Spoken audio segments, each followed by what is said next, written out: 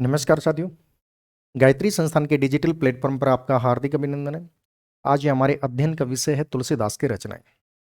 देखिए, आज की क्लास हमारे लिए बहुत ही महत्वपूर्ण होने वाली है और इस क्लास में हम तुलसीदास की रचनाएं ग्राफ और सूत्र विधि के माध्यम से पढ़ेंगे।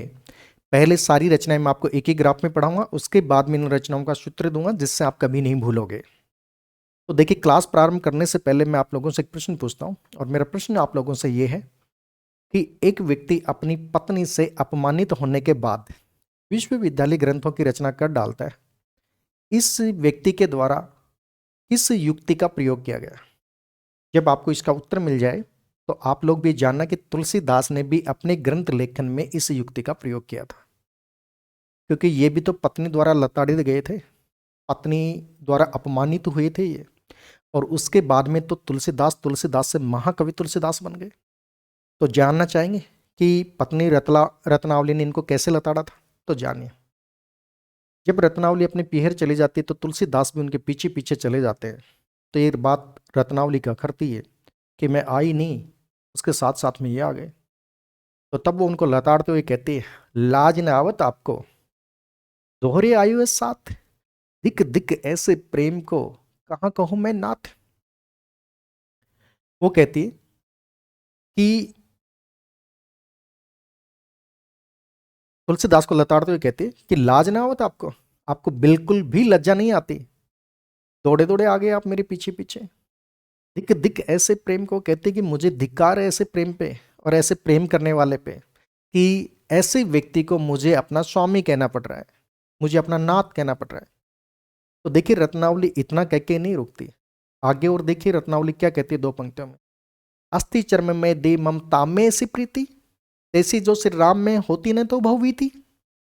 वो कहते हैं कि अस्थि चर्म, मेरा जो शरीर है ये तो हार्ड मास्क है, और इस हार्ड मास के शरीर को लेकर आपकी इतनी आसक्ति, अगर यही आसक्ति आप भगवान श्री राम को लेकर दिखाते ना तो आपका उद्धार हो जाता, आपको मुक्ति मिल जाती। अब तुलसीदास ये बातें सुनता है तो तुलसीदास ये बातें सुनता है तो उसका भी कहीं ना कहीं स्वाभिमान हर्ट होता है, उसका ईगो हर्ट होता है। और जब उनका ईगो हर्ट होता है तो एक आत्म स्वाभिमानी आदमी ये बातें नहीं सहन कर सकता, और उसके बाद में ये निकल पड़ते हैं वैराग्य के मार्ग पर और करते हैं भगवान श्री राम की भक्ति और रच डालते हैं रामचरित मानस जैसा महाकाव्य और इतिहास में अमर हो जाते हैं। तो ये हैं तुलसीदास जी। तो आज इस क्लास में हम तुलसीदास की रचनाओं का अध्ययन करेंगे।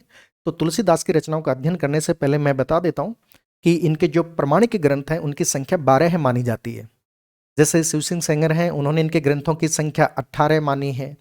मिश्र बंधु ने इनके ग्रंथों की संख्या 25 मानी है। नागरी प्रचारणी सभा काशी ने इनके ग्रंथों की संख्या 37 मानी है। आचार्य रामचंद्र शुक्ल ने इनके ग्रंथों की संख्या 12 है मानी है। लाला सीताराम ने इनके ग्रंथों की संख्या 12 है मानी है। इसके अलावा बाबा बेनी माधव दास हैं जो तुलसीदास के शिष्य, उन्होंने इनके ग्रंथों की संख्या 13 मानी है। एक और व्यक्ति आते हैं आपके इसमें, पंडित राम गुलाम द्विवेदी, वो भी इनके ग्रंथों की संख्या 12 है मानते हैं। कृष्णदत्त मिश्र वो इनके ग्रंथों की संख्या 8 मानते हैं, इनको अष्टांग योग की संज्ञा देते हैं। तो अलग अलग विद्वानों के द्वारा इनके ग्रंथों की संख्या अलग अलग मानी गई है। और आज हिंदी साहित्य में विद्वानों में इस बात पे सहमति है कि पंडित राम गुलाम द्विवेदी के अनुसार जो इनके 12 ग्रंथ आते हैं वो प्रमाणिक ग्रंथ माने जाते हैं, जिसमें से 5 बड़े ग्रंथ हैं, 7 छोटे ग्रंथ हैं। आचार्य रामचंद्र शुक्ल भी इस मत से सहमति जताते हैं। तो आज हम इस क्लास में तुलसीदास के 12 ग्रंथों को ग्राफ के माध्यम से पढ़ेंगे ताकि आपको समझने में आसानी रहे और आप कभी नहीं भूलेंगे। तो चलिए करते हैं क्लास प्रारंभ।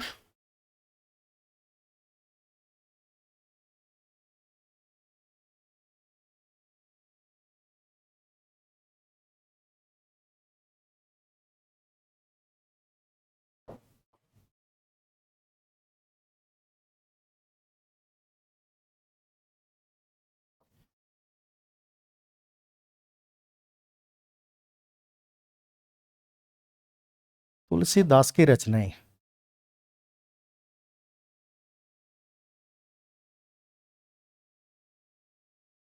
देखिए, इन रचनाओं का विभाजन हम 2 भागों में करेंगे, 5 बड़े ग्रंथ और 7 छोटे ग्रंथ।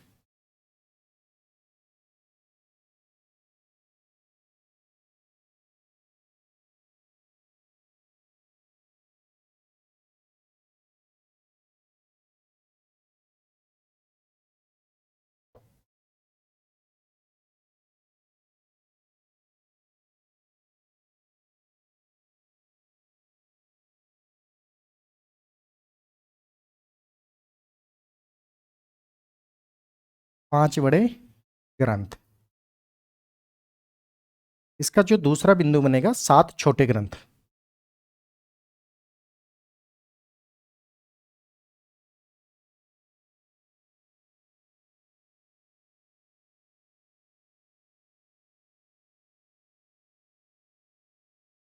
ये हुए इनके 7 छोटे ग्रंथ। तो हम पहले अध्ययन करेंगे इनके 5 बड़े ग्रंथों का।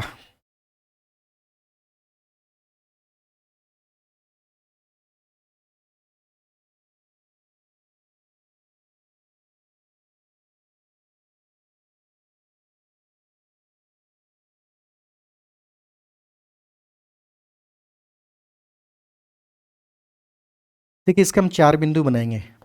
रचना, रचना काल,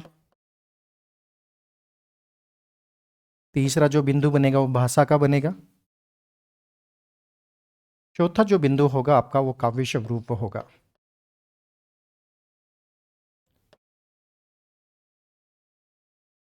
तो इनके 5 बड़े ग्रंथों में जो पहली रचना है वो है राम गीतावली।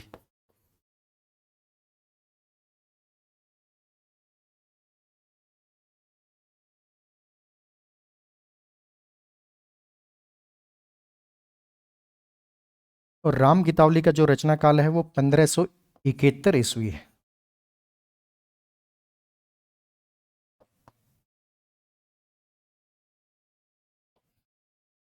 भाषा इसके जो है वो ब्रज है। काव्य स्वरूप जो है वो गीति काव्य है।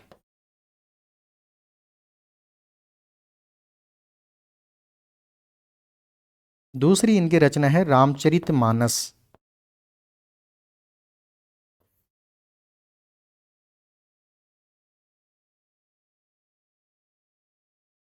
इसका जो रचना काल है वो 1574 ईस्वी है।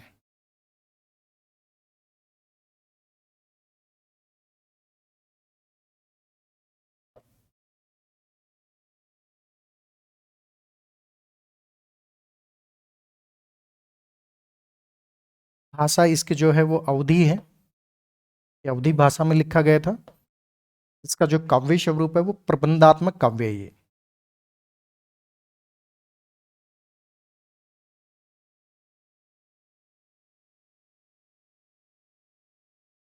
तीसरी रचना देखिए इनकी राम विनयावली।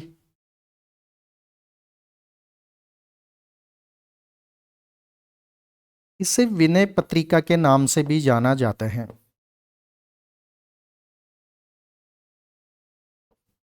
इसका जो रचना काल है वो 1582 ईस्वी है। भाषा इसकी ब्रज है। काव्य स्वरूप ये गीति काव्य है।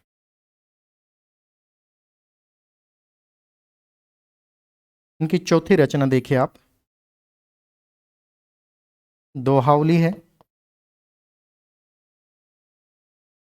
इसका रचना काल है 1583 ईस्वी। भाषा इसकी ब्रज है। काव्य स्वरूप मुक्तक काव्य है।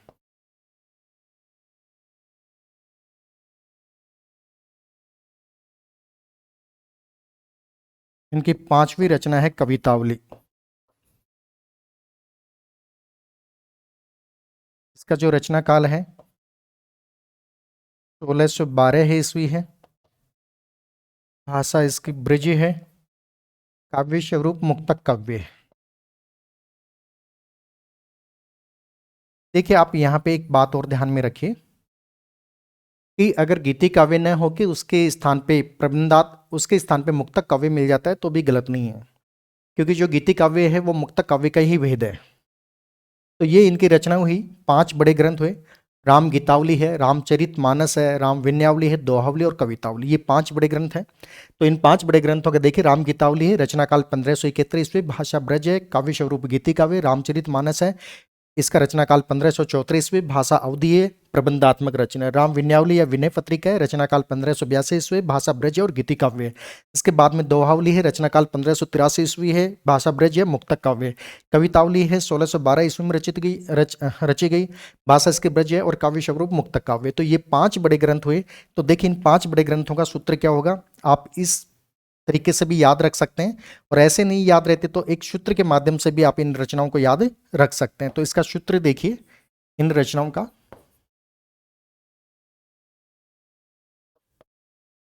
राम का गीत,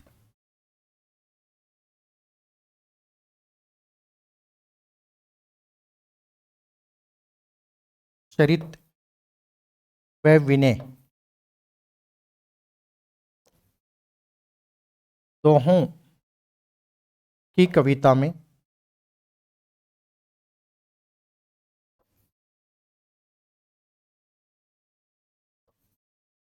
मिलता है। देखिए इस सूत्र में इनकी 5 रचनाओं का समावेश हो गया। देखिए कैसे, राम है, राम का गीत, तो राम गीतावली है एक, चरित रामचरित मानस है, तीसरी रचना देखिए राम विनयावली है, विनय पत्रिका है, दोहों से दोहावली है, कविता से कवितावली है। तो ये इनके 5 ग्रंथ हो गए। इसको हम सूत्र के माध्यम से भी याद रख सकते हैं, राम का गीत, राम का चरित्र व राम का विनय दोहों की कविताओं में मिलता है, ये इसका सूत्र हुआ। ऐसे भी याद रख सकते हैं, जैसे भी आपको उचित लगे वो याद रख सकते हैं। एक खास बात और जान लीजिए, इनकी जो इनके 5 बड़े ग्रंथ हैं,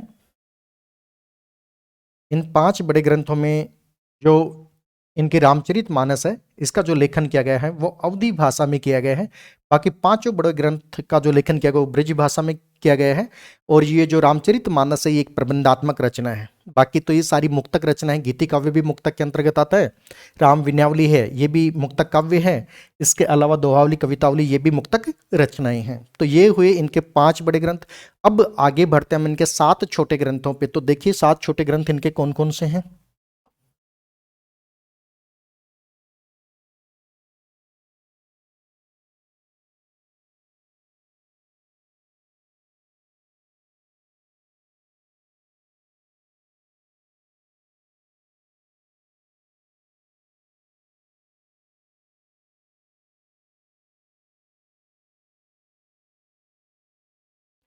देखिए सबसे पहले रचना काल,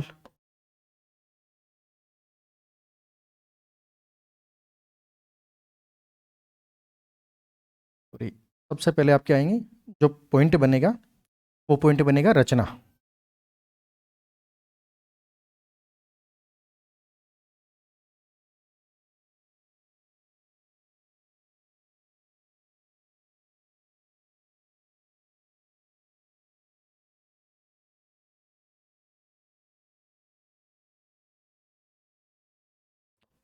रचना है, फिर दूसरा जो पॉइंट बनेगा रचना काल,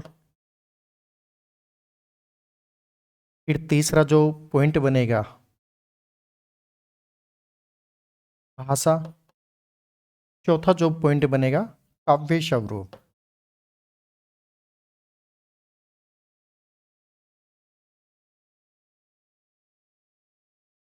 अब देखिए यहाँ पे रचना में इनकी 7 छोटे ग्रंथों में जो पहली रचना है वो देखिए आप यहाँ पे, कृष्ण गीतावली।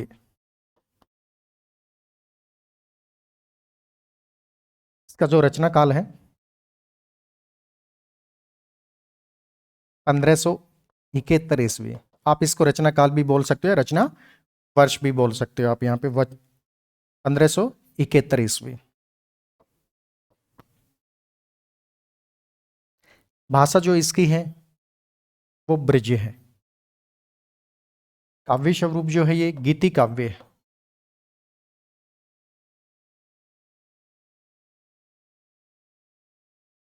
इसके बाद में इनकी जो दूसरी रचना है वो है रामलला नेहचू।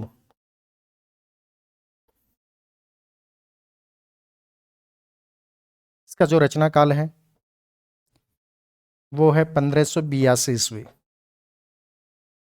रामलला नेहचू जो भाषा इसकी अवधी।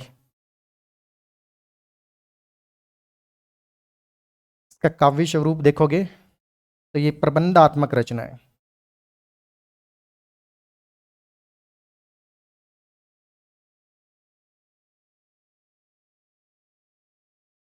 इनकी तीसरी रचना देखिए,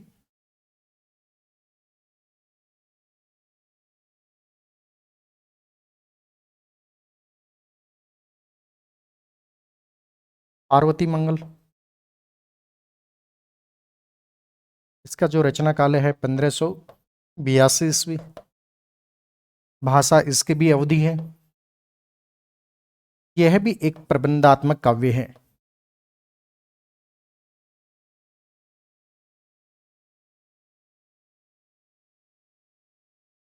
इनकी चौथी रचना देखिए आप, जानकी मंगल।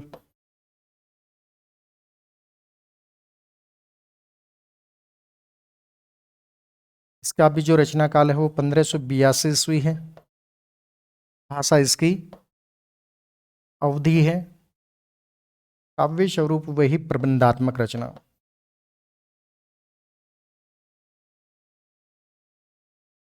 इनकी पांचवी रचना देखिए आप,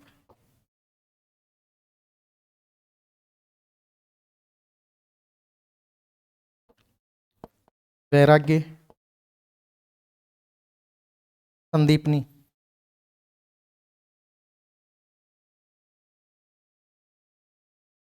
इसका जो रचना काल है वो 1612 ईस्वी है। इसकी जो भाषा है वो ब्रिज है। काव्य स्वरूप है इसका मुक्तक।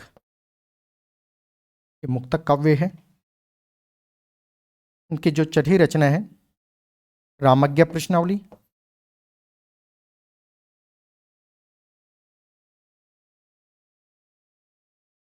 रामज्ञ प्रश्नावली का जो रचना काल है वो 1612 ईस्वी।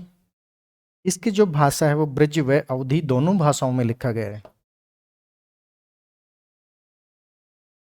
काव्य स्वरूप इसका मुक्तक। इसके बाद में देखिए इनकी सातवीं रचना,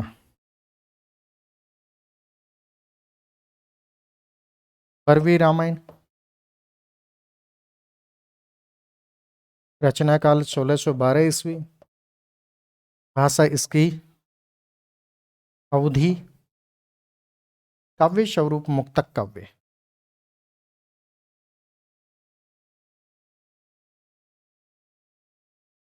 देखिए ये इनके 7 छोटे ग्रंथ हुए, और 7 छोटे ग्रंथों में जो सबसे पहली रचना आती है वो कृष्ण गीतावली है। इसके बाद में रामलला नेचु है। फिर ये पार्वती मंगल है, जानकी मंगल है, वैराग्य संदीपनी है, रामज्ञ प्रश्नावली और बरवे रामायण। ये 7 छोटे ग्रंथ आते हैं। इस प्रकार से तुलसीदास के 5 बड़े ग्रंथ, 7 छोटे ग्रंथ मिलकर होते हैं 12 ग्रंथ। ये प्रमाणिक 12 ग्रंथ है। पंडित राम गुलाम द्विवेदी ने इन 12 प्रमाणिक ग्रंथों का उल्लेख किया है, और तो आचार्य रामचंद्र शुक्ल भी इस मत से सहमति जताते हैं। तो देखिए कृष्ण गीतावली ही इसका जो रचना काल है 1571 ईस्वी। भाषा इसकी जो है वो इसकी भाषा ब्रज है। और काव्य स्वरूप देखोगे तो गीति काव्य है। गीति के स्थान पे आपको मुक्ति काव्य भी मिल सकता है, मुक्ति शब्द भी मिल सकता है, क्योंकि गीति काव्य मुक्ति काव्य के अंतर्गत ही आता है। उसी का एक भेद है। रामलला नेचु है, रचना काल 1582 ईस्वी। भाषा अवधि प्रबंधात्मक रचना। पार्वती मंगल है 1582 ईस्वी में लिखी गई। भाषा अवधि प्रबंधात्मक रचना। जानकी मंगल है 1582 ईस्वी में लिखी गई। भाषा अवधि प्रबंधात्मक रचना। वैराग्य संदीप ने 1612 ईस्वी में ब्रज भाषा में लिखी गई। मुक्तक काव्य रामज्ञ प्रश्नावली है 1612 ईस्वी में। भाषा ब्रज व अवधि दोनों में लिखी गई, मुक्तक रचना है। बरवे रामायण है 1612 ईस्वी में लिखी गई। भाषा अवधि है और मुक्तक रचनाएं। देखिए खास बात के इस डायग्राम में, अगर आप नेट का भी एग्जाम देते हो तो नेट के एग्जाम में जो रचनाएं पूछी जाती हैं वो आरोही क्रम व अवरोही क्रम में पूछी जाती हैं। इसके अलावा जो आपका असिस्टेंट प्रोफेसर का एग्जाम होगा तो वहां से भी एग्जामिनर यहाँ से आपका एक सवाल पूछ सकता है। हो सकता है कूट में भी बना दे, आरोही अवरोही क्रम में भी पूछ ले। तो एग्जामिनर कितने भी तरीके से घुमाए, यहाँ से क्वेश्चन पुटअप होगा ही होगा, तो वो आपका गलत नहीं होगा। तो ये इनकी 7 छोटे ग्रंथ थे। तो अब इन ग्रंथों को देखिए हम सूत्र के माध्यम से कैसे याद रखते हैं। अगर आपके वैसे याद नहीं रखते रहते तो ये सारे क्रम वाइज हैं, तो आप सूत्र के माध्यम से देखिए इसका क्या सूत्र होगा।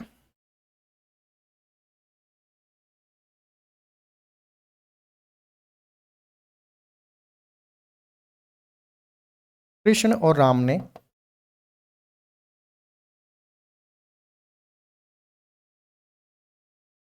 पार्वती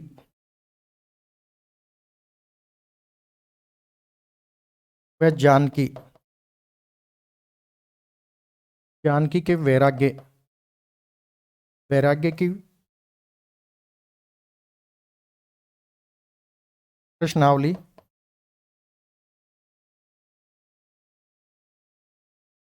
पर वे रामायण में खोजी।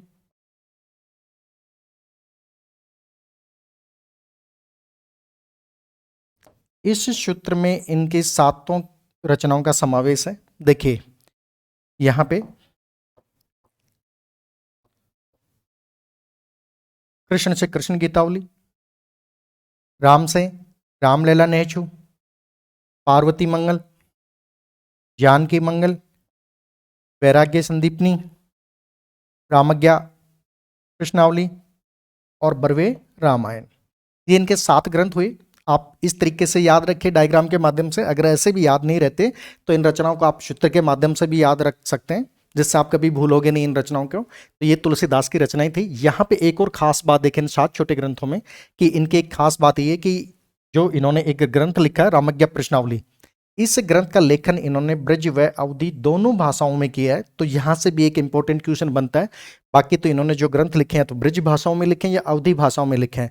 और रामज्ञा प्रश्नावली ऐसे जिस ग्रंथ की रचना इन्होंने ब्रज भाषा में भी की है और अवधी भाषा में भी की है। तो एग्जामिनर पूछ सकता है कि निम्नलिखित में से तुलसीदास का ऐसा कौन सा ग्रंथ है जिसका लेखन ब्रज व अवधी दोनों भाषाओं में किया गया है। ऐसा ही मिलता जुलता एक प्रश्न आपसे 2018 के एग्जाम में पूछा था, व्याख्याता भर्ती परीक्षा में पूछा गया था कि निम्नलिखित में किस कवि के द्वारा ब्रज व अवधी दोनों भाषाओं में लेखन किया गया था। तो ऐसे जो कवि आते हैं तुलसीदास आते हैं। तो ये तो हुए इनके 7 छोटे ग्रंथ, 5 बड़े ग्रंथ। अब देखिए इनके ग्रंथों से संबंधित एक दो महत्वपूर्ण तथ्य हो रहे हैं, वो और मैं आपको यहाँ पे बता देता हूँ।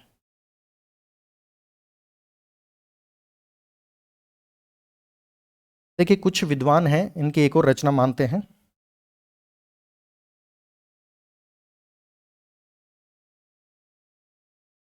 कली धर्माधर्म निरूपण।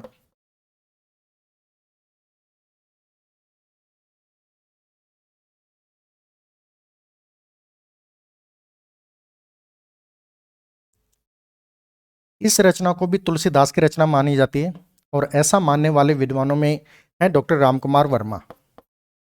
डॉक्टर रामकुमार वर्मा इसे प्रमाणिक ग्रंथ मानते हैं तुलसीदास का, कली धर्मा धर्म निरूपण। अन्य विद्वान तो इस मत से सहमति नहीं जताते, परंतु डॉक्टर राम कुमार वर्मा इसे प्रमाणिक ग्रंथ मानते कली धर्माधर्म निरूपण को। इसके अलावा एक और इनकी रचना मानी जाती है हनुमान बाहुक।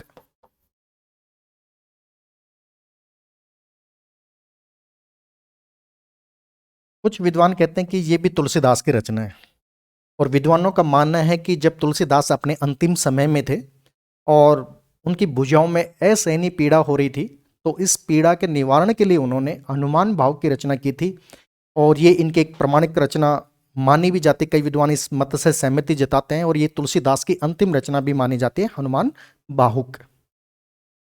इसके अलावा एक और तीसरी महत्वपूर्ण बात है, और तीसरी महत्वपूर्ण बात यह है यहाँ पे कि इनके तुलसीदास के शिष्य थे बाबा बेनी माधव दास, और बाबा बेनी माधव दास ने तुलसीदास के ग्रंथों की संख्या मानी है 13 है, और इन 13 ग्रंथों में वो कवितावली को तुलसीदास की रचना नहीं मानते। तो ये तीसरी महत्वपूर्ण बात थी इन रचनाओं से संबंधित। तो ये रचनाओं तुलसीदास की रचनाओं का एक डायग्राम था, और मुझे लगता है कि आपको क्लास आसान लगी होगी और आप इन रचनाओं को नहीं भूल पाओगे, तुलसीदास की रचनाओं को। तो देखिए अब अगर हम इसके तुलसीदास की रचनाएं देखें, जैसे रामचरितमानस है, रामचरितमानस से संबंधित बहुत सारे महत्वपूर्ण तथ्य भी हैं और बहुत सारे कॉन्सेप्ट की बातें भी बनती हैं। तो तुलसीदास के अगर कवि परिचय की हम बात करें तो तुलसीदास के कवि परिचय में लगभग 10 घंटे की क्लास होती है। तो आप ये मान के चलिए अगर 2-2 घंटे की भी क्लास मानते हैं तो आपको 5 क्लासें होती हैं। तो आने वाले समय में आपको तुलसीदास के कवि परिचय से संबंधित और भी क्लासें मिलेंगी। ये तो एक इनकी रचनाओं का खाका था जहाँ से सीधा सीधा एग्जामिनर क्वेश्चन पुटअप कर लेते हैं। तो मुझे उम्मीद है कि आपको क्लास अच्छी लगी होगी। अगर आपको क्लास अच्छी लगी हो तो गायत्री संस्थान के यूट्यूब चैनल को लाइक कीजिए, सब्सक्राइब कीजिए, शेयर कीजिए। तो चलिए मिलते हैं अगली क्लास में एक नए टॉपिक के साथ।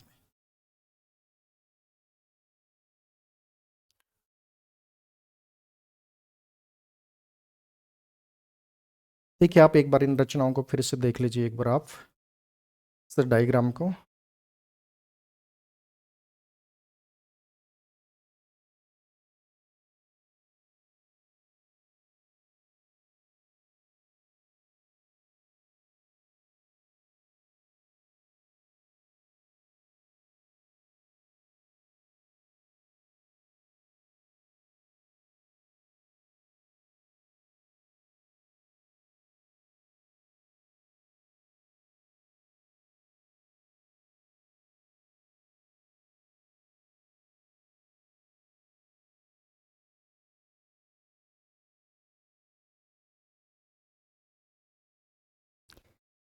देखिए आप चाहें तो इन रचनाओं का स्क्रीनशॉट भी ले सकते हैं।